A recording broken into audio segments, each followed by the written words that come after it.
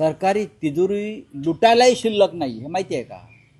कर्ज काढलं जातं ते लुटलं जात आहे.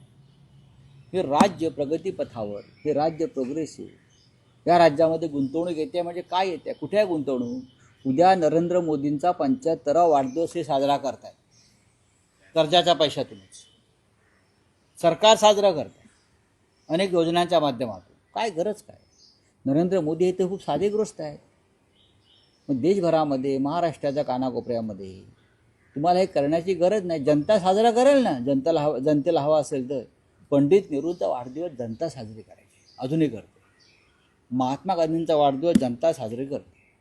बाळासाहेब ठाकरेंचा वाढदिवस जनता साजरी करते. अटल बिहारी वाजपेयींचा वाढदिवस जनता साजरी करते आणि करत होतं. मग नरेंद्र मोदींचा हा वाढदिवस सरकारने का साजरा करावा? सरकारी पैशानं मोदींनी थांबवलं पाहिजे ही जनतेचा. महाराष्ट्र कर्जबाजारी असताना हे करू नये.